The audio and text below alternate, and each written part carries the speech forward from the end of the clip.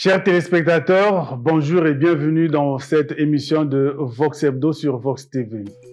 Retrait du Rwanda dans la CEAC, attente du début d'activité de la société Alba-Irak, conférence nationale souveraine 34 ans après, sont donc les sujets qui seront abordés dans cette émission avec Alphonse Ndongo, journaliste indépendant spécialisé des questions économiques, Albert Mianzukuta, directeur des publications du journal La Semaine africaine, et Rech Mboussa, journaliste à Télé Congo. Bonjour messieurs. Bonjour. Et bienvenue donc sur ce plateau de Vox Hebdo. Nous allons vous inviter à suivre ce reportage pour aborder notre premier sujet. Le Rwanda claque la porte de la communauté économique des États d'Afrique centrale. L'annonce a été faite via un communiqué du ministère rwandais des Affaires étrangères. En cause, le refus opposé à Kigali d'assumer la présidence tournante de l'organisation, comme cela devait être le cas.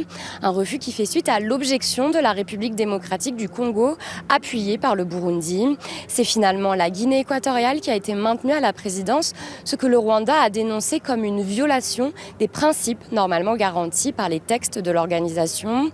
Dans son communiqué, Kigali a également condamné l'instrumentalisation de la CEAC par Kinshasa.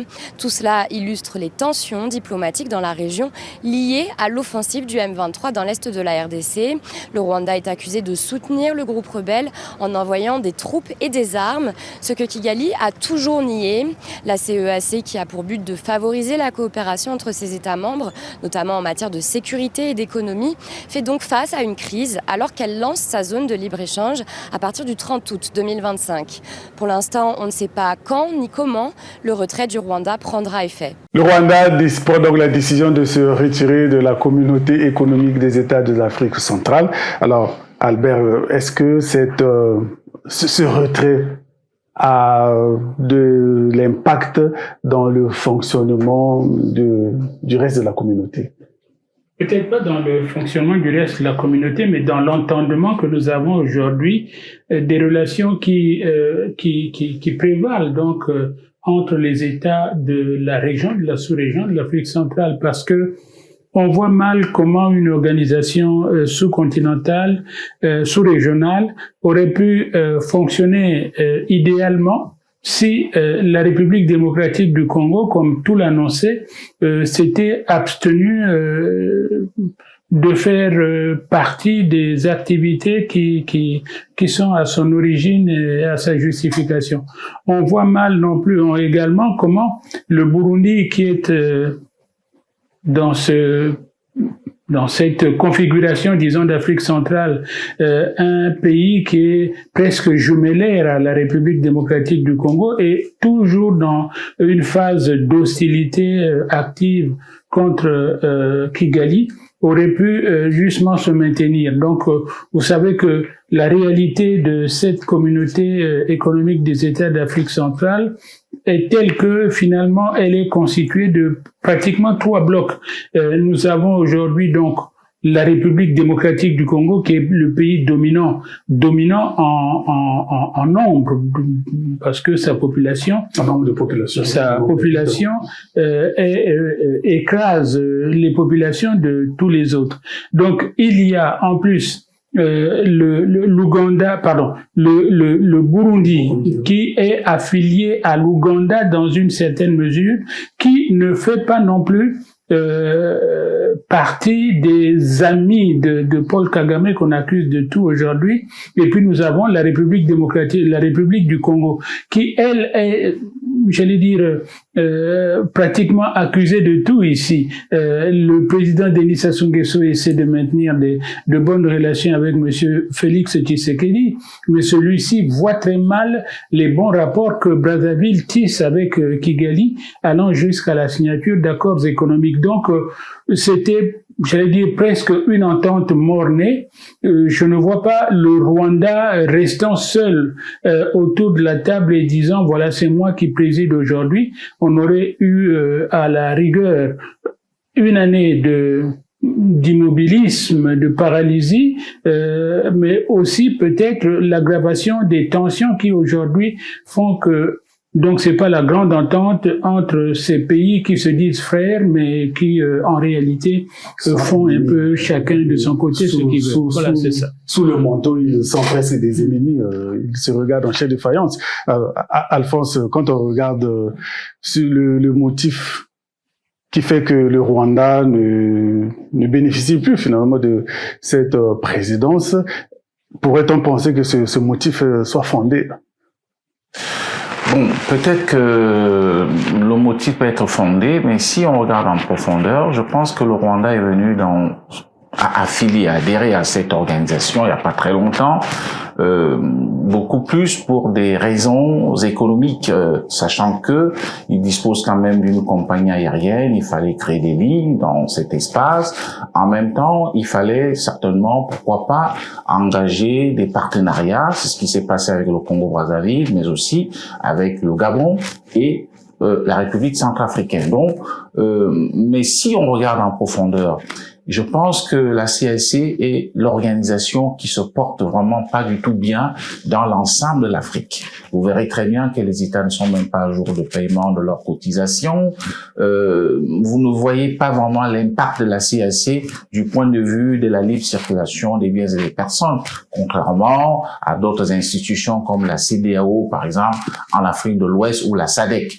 Alors, je pense que si le Rwanda a décidé de plier bagage, je crois qu'elle ne trouve pas vraiment son compte. Il y a le fait que cette organisation même ne marche pas à merveille. Mais le Rwanda, qui est assez stratège, je dis bien, est beaucoup plus à accepter d'y adhérer pour des raisons que je viens d'évoquer, qui sont beaucoup plus des raisons économiques. Et si donc le Rwanda trouve que il a déjà tissé des partenariats avec les pays que je viens de citer, peut-être que pour Kigali, il vaut mieux ne pas s'embourber dans une organisation qui franchement ne marche pas comme sur les roulettes à patins. Oui, une organisation qui n'avait pas d'avenir, puisque si le Rwanda a décidé, parce que c'est aussi une des raisons évoquées, que la communauté ne fonctionne presque pas. Rech, finalement, la CEAC sans le Rwanda, il y aura aucune différence, que le Rwanda soit là, que le Rwanda ne soit pas là. Déjà que c'est une communauté qui ne fonctionne presque pas. Bon, mais je dirais qu'il y aura quand même une différence puisque ça met en difficulté aujourd'hui la République démocratique du Congo qui coopère d'une manière ou d'une autre avec le Rwanda malgré les tensions qu'il y a entre eux. Mais ceci dit, il fallait s'attendre à ça. Il fallait s'attendre à ça parce que, comme l'a dit mon aîné Alphonse ici, le Rwanda commençait déjà à être isolé parce que la République démocratique du Congo mène depuis déjà quelque temps des campagnes au niveau international pour pouvoir dire que non, le Rwanda, enfin, qualifier le Rwanda de ce que nous savons. Donc, je pense que oui, il y aura quand même un peu de différence et il faut aussi dire que la CEAC ne marche pas. La CEAC ne marche pas. Nous le voyons un peu ici. Il n'y a pas de projet phare intégrateur qui permet que entre les États qu'on puisse coopérer. En tout cas. Et que l'État puisse se fédérer pour former cet ensemble solide. Alors, Albert, quand on regarde un peu l'organisation de cette communauté et qu'aujourd'hui qu'on décide que le Rwanda ne prenne pas la présidence, alors pourquoi la RDC a comme eu cette facilité de convaincre les autres, mais d'autres pays, pourquoi n'ont-ils pas réagi? Il n'y avait-il pas moyen de réagir pour les autres? Non, parce que dans l'air du temps, il était entendu que finalement, le moteur de toute organisation, en faveur ou en défaveur, c'est la relation entre la République démocratique du Congo et le Rwanda. République démocratique du Congo pour sa démographie, Rwanda pour son dynamisme, à la fois économique mais aussi sécuritaire. N'oubliez pas que aujourd'hui le Rwanda est présent en Centrafrique, il est présent au Mozambique et il a contribué à éteindre des incendies qui autrement se seraient peut-être étendus au-delà des frontières. Et donc on a qu'on le fasse en bien ou en mal, mais on a beaucoup dans l'idée que le Rwanda est efficace en matière d'économie et en matière de sécurité. Et donc, tous ceux qui pense que c'est cela la réalité, se heurte aussi à l'autre réalité de, vous savez, le bashing que la République démocratique du Congo a mené et continue de mener. Et, je l'ai dit autour de sur ce plateau, j'ai été ahuri de voir à quel degré de haine on est arrivé, mais alors ouvertement assumé à Kinshasa, seulement Kinshasa, j'ai pas été plus loin, contre le Rwanda, contre les infiltrés, contre toutes les personnes qui, de loin ou de près, présentent une affinité avec le président Kagame. Donc, et nous, là-dedans, nous, Congolais, on dit, voilà, vous êtes les chevaux de Troie d'une stratégie à laquelle vous n'avez pas encore fait suffisamment attention et qui vise à venir envahir le Zaïre. Merci.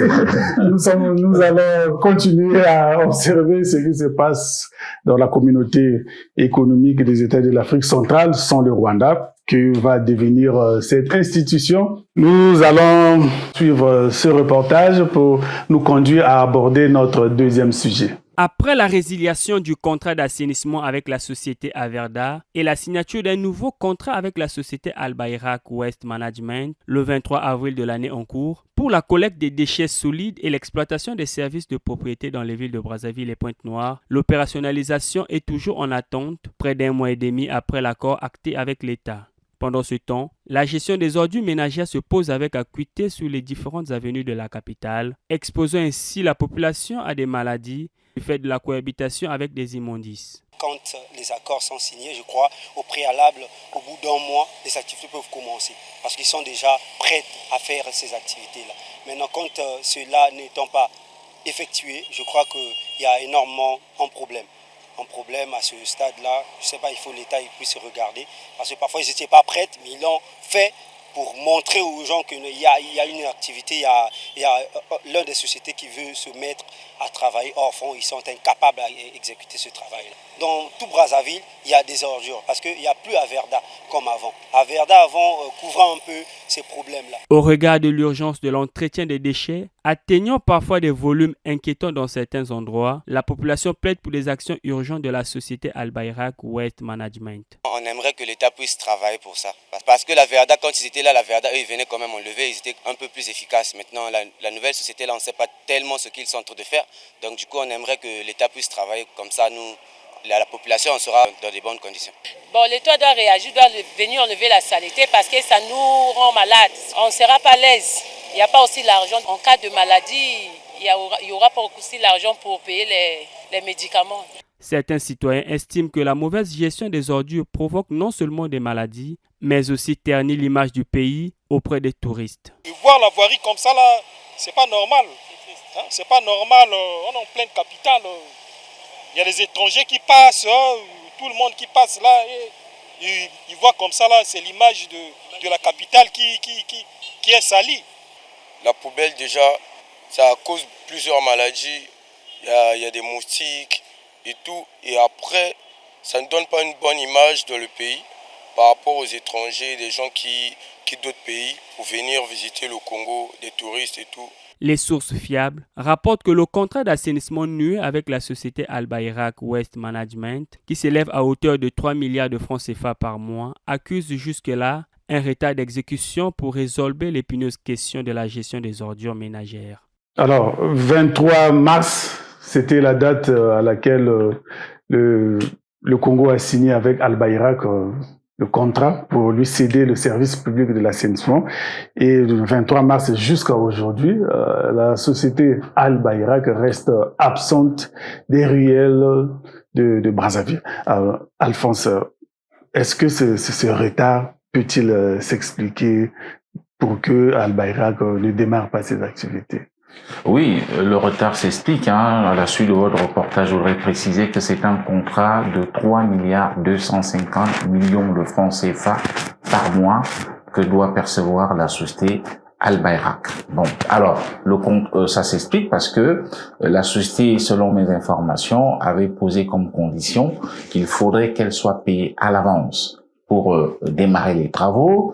Rien n'est fait jusqu'à présent parce que il y a encore une autre clause contractuelle, c'est que Al Bayrak doit personnaliser le matériel laissé par Averda. C'est-à-dire que on doit y mettre une couche de peinture pour mettre le logo de Al Bayrak. Quand nous essayons de fouiller un tout petit peu, rien n'est encore fait à ces niveaux, tout simplement parce que Al Bayrak attend les 3,250 milliards de francs CFA qui lui permettent donc de démarrer les travaux. Bref, la société n'a ni matériel, elle va s'appuyer sur le matériel d'Averda.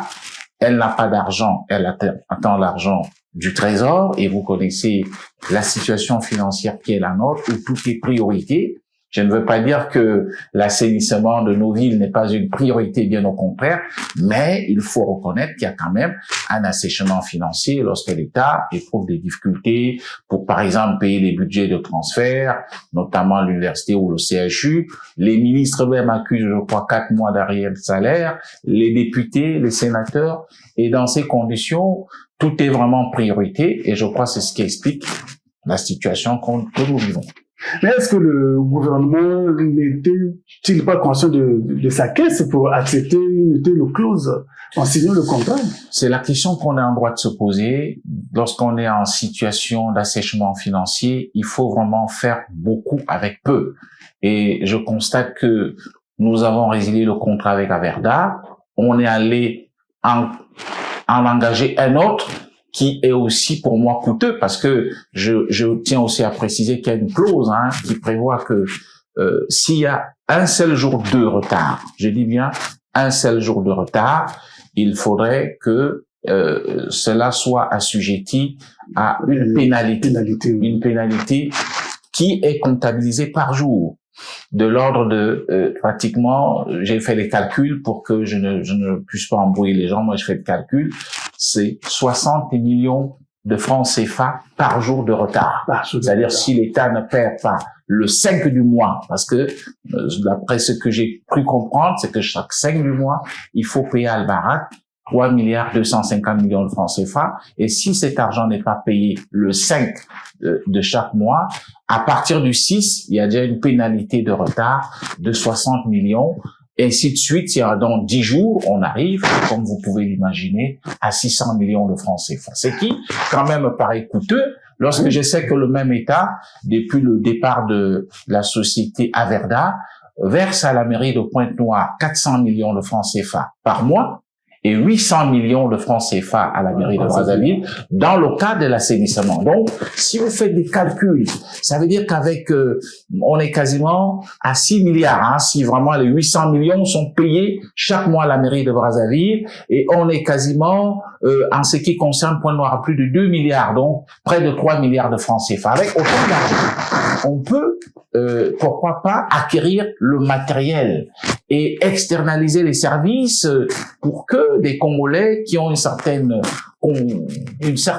expertise en la matière puissent s'occuper de l'assainissement de nos villes. Parce que moi, je conçois mal que 65 ans, ce sera 65 ans en août prochain, à 65 ans après notre indépendance, qu'on en soit encore là et qu'on confie des contrats pour nettoyer nos villes à des sociétés étrangères. Je trouve que c'est très coûteux.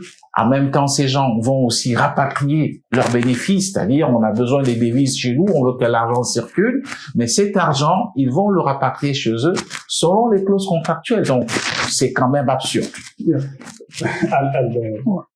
3 milliards par an, 3 milliards 500, 3 milliards 250 par mois qu'il faut donner à Al Bayrak pour gérer nos ordures. Mais quand on regarde aussi l'assèchement, comme le dit Alphonse, de la caisse de l'État, est-ce qu'aujourd'hui, nous serons toujours là à gérer encore nos déchets, on dirait?